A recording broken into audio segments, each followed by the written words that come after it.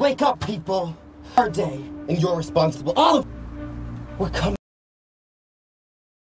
Di awal film kita diperlihatkan seorang pemuda bertopeng sedang membuat rekaman video tentang sebuah ancaman. Pemuda tersebut adalah anggota aktivis yang berjumlah 6 orang. Di antaranya ada Ethan, Yasmin, Karim, Grace, Tyler, dan Emily.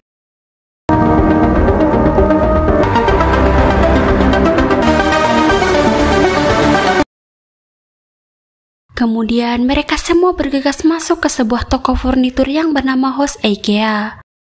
Setelah mereka masuk ke dalam toko dan sebelum tindakan mereka dicurigai security maupun pengunjung toko lainnya, mereka masing-masing memiliki tugas untuk segera mencari tempat persembunyian yang aman sampai toko tersebut tutup.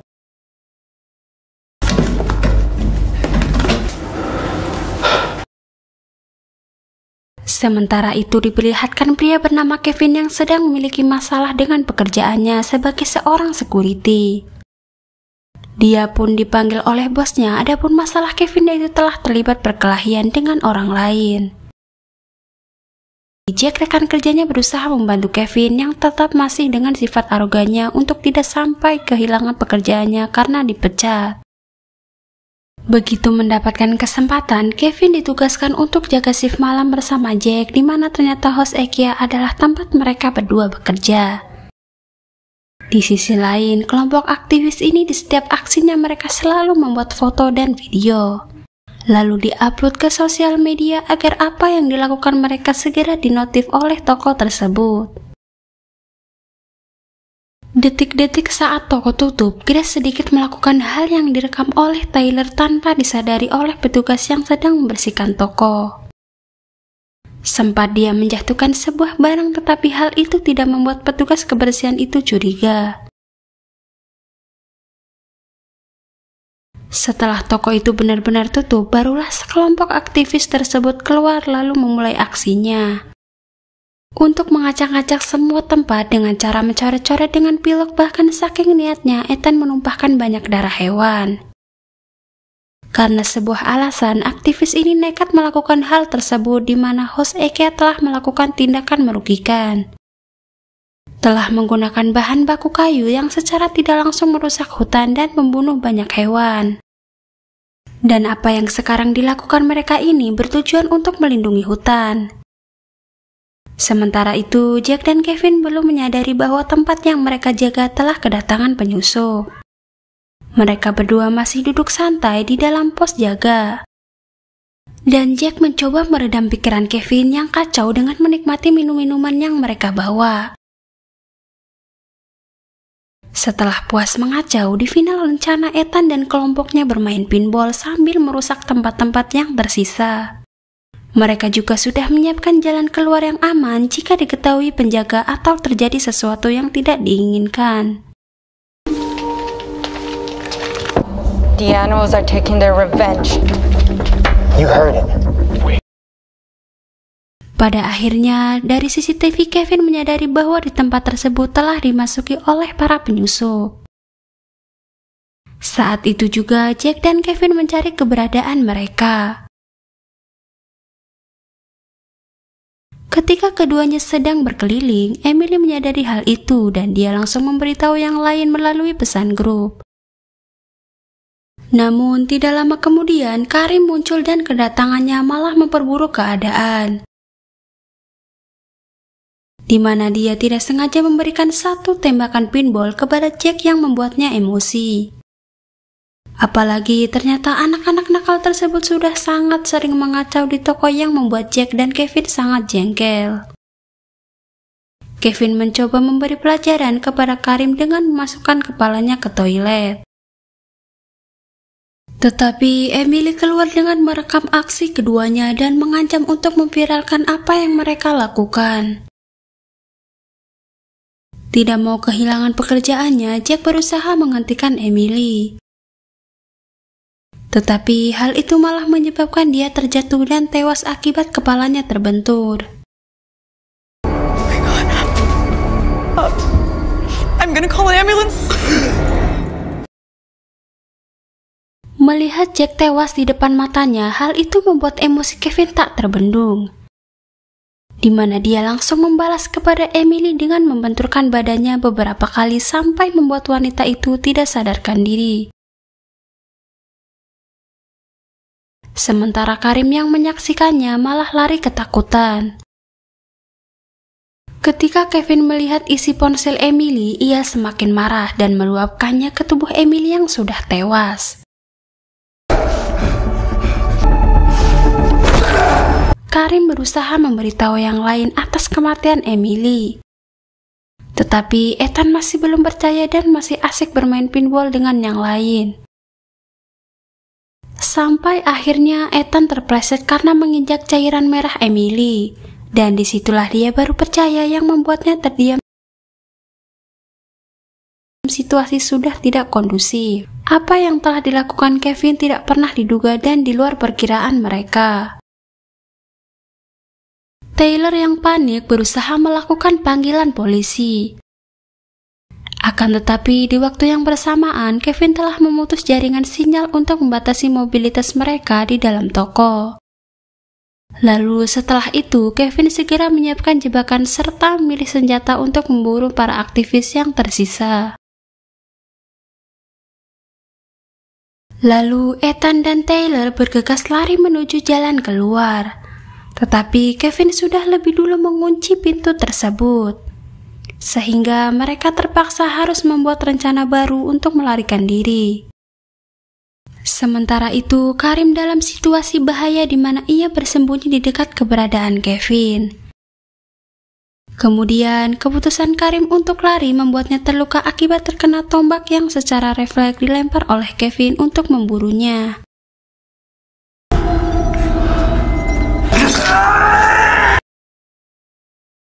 Teriakan Karim terdengar oleh Yasmin dan Grace yang merasa aneh karena mereka belum sadar dengan apa yang telah terjadi. Ditambah sinyal yang diputus membuat mereka sama sekali tidak mendapatkan informasi. Yang kemudian keduanya kembali melanjutkan aksinya. Setelah mendapatkan Karim, Kevin membiarkannya untuk berbicara melalui pengeras suara. Di mana hal itu sengaja dilakukannya untuk memancing yang lain agar datang mendekat untuk menyelamatkan Karim. Taylor curiga bahwa ini adalah jebakan. Tetapi Ethan tidak peduli yang ingin segera menyelamatkan Karim. Sementara itu, suara Karim yang sempat terdengar oleh Yasmin membuat dia sadar bahwa mereka dalam situasi berbahaya. Sehingga dirinya mencoba meminta tolong dengan membuat coretan besar di kaca yang terlihat dari luar. Tidak lama waktu berselang, secara diam-diam Ethan dan Taylor tiba untuk menyelamatkan Karim yang disandra. Kemudian di tempat itu, Ethan menyerang Jack yang tidak tahu apa-apa yang ternyata masih hidup. Sedangkan Taylor malah memilih untuk lari dan berusaha membuka pintu keluar. Dan apesnya upaya itu diketahui oleh Kevin. Hingga akhirnya Kevin tanpa belas kasihan dia berhasil menangkap Taylor lalu membunuhnya.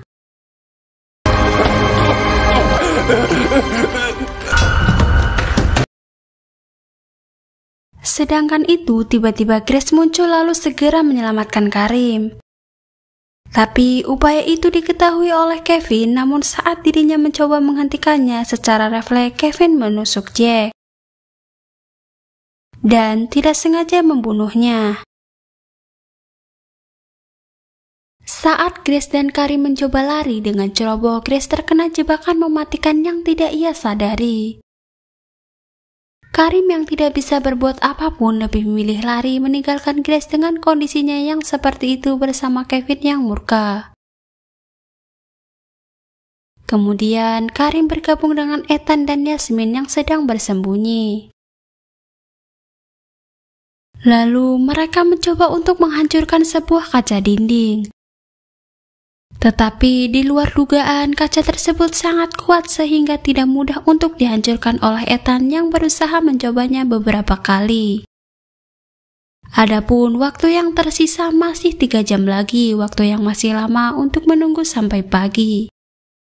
Maka dari itu, mereka tidak bisa diam saja dan harus membuat rencana untuk menghadapi Kevin.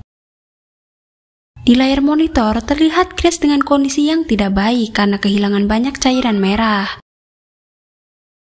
Di situ terdengar suara Kevin yang mencoba membuat kesepakatan, di mana mereka diperintahkan harus merakit 2 kabinet secepat mungkin dengan imbalan mereka akan dibebaskan.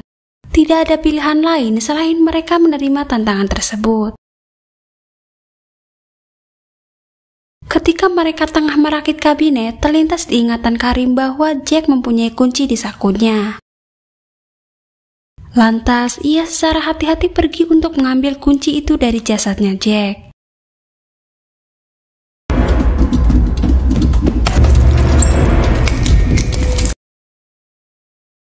Namun, tiba-tiba suara Kevin terdengar di pengeras suara bahwa waktu telah habis. Dan ia mengatakan bahwa Grace tidak akan selamat. Dengan memberanikan diri, mereka bertiga memutuskan untuk pergi menyelamatkan Grace. Kemudian, mereka pun menemukan Grace berada di ruangan freezer dengan kondisi terikat tali. Namun, pada saat tali yang mengikat Grace berhasil dilepaskan, mereka terkena jebakan cairan lengket yang tumpah dari atas. Yang awalnya dikira zat asam yang membuat mereka ketakutan. Setelah itu, tiba-tiba Kevin mematikan semua lampu yang ternyata cairan itu membuat mereka menyala.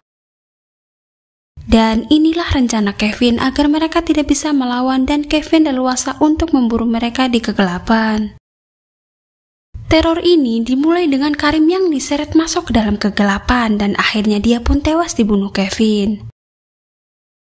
Lalu saat Kevin berhasil menangkap Ethan, dia membunuh Ethan. Dengan merasakan sensasi ketika dia sedang memburu binatang liar di alam bebas.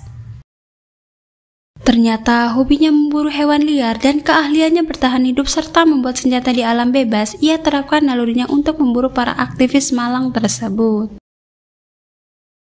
Bahkan mungkin Yasmin dan Grace tidak akan mampu untuk melarikan diri dari Kevin. Setelah membunuh Ethan, Kevin segera mencari keberadaan 2 wanita itu yang tersisa. Yasmin yang bersembunyi tanpa ketahuan, ia secara diam-diam keluar dan berhasil memukul Kevin yang lengah dari belakang.